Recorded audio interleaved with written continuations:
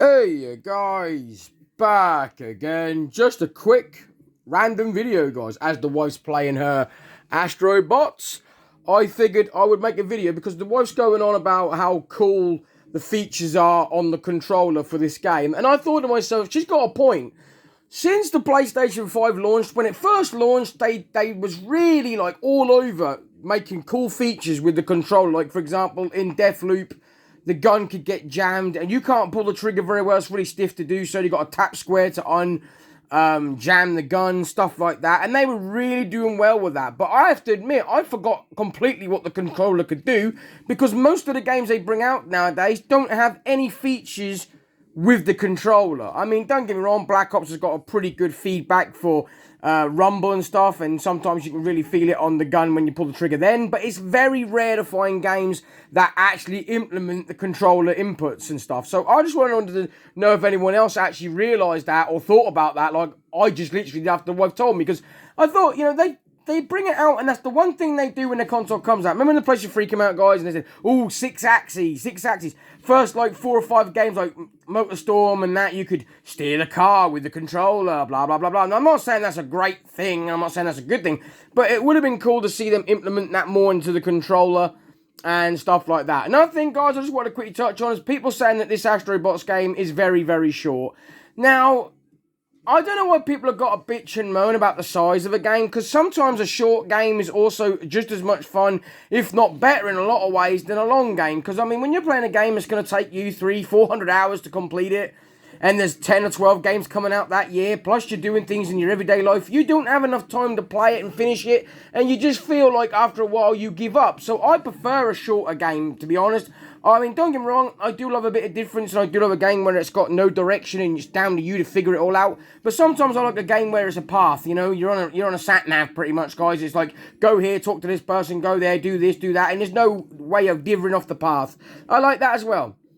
So, you know, I just want to get people's thoughts on it, make a quick video on it, because, I mean, it is really, very, very strange that when they bring out something new, they throw it down your throat, implement it to the max, you think, oh, that's cool, and then all of a sudden it just sort of, like, slowly disappears, and then you just realise that graphics are good, but then you actually forget, like I was saying, guys, I completely forgot how good the PlayStation 5 controllers really, really are, and what they can actually do, because most game companies that make these games don't implement the PlayStation 5 controller's ability, so you don't really get good feedback, you don't really get, like, the buttons jamming or anything, so you don't really know what it's actually capable of doing until you play Astro Bots, or the game that came with the PlayStation, or, like I said, Deathloop. They actually did a good job with it.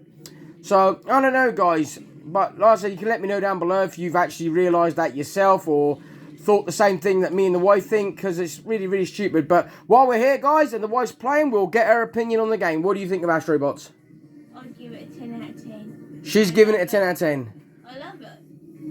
I think it's fun, and if anyone don't like it, they need to make things happening. Well, not everyone's got the same cup of tea thoughts as you do, but not like just a fun, happy game. I'm not. As you can see, guys, she's having a little blast with it. She can see what she's doing right now. She's on top of things and jumping around. That didn't really sound fucking good, did it? On top of I've got a things. dog on my back. Yeah, you have. Don't get me wrong, guys, right? I'm looking forward to playing through it as well. But as I said yesterday, my wife's getting her mitts on it first. She loves these games. I never take these games away from her. She loves to play. Is that Peppa the Rapper? Yeah, that is. That reminds me. I wonder if they make a new one of them and all. But anyway, we'll go off tandem. So the point is, she's loving it, guys. I'm enjoying watching her play as well. It's actually a lot of fun.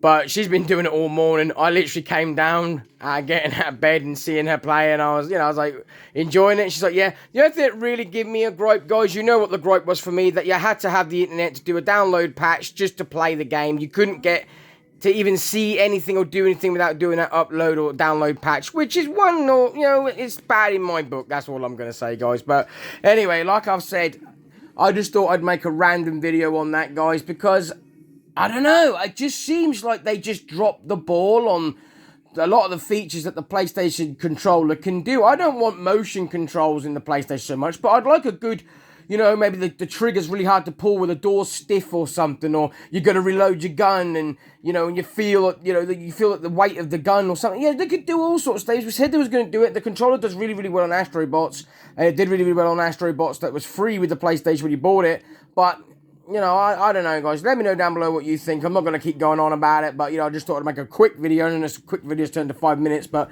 the wife's loving it, guys. I admit, for gameplay and physics and everything, I'm giving it a 10 myself, but unfortunately, that damn internet required for that damn patch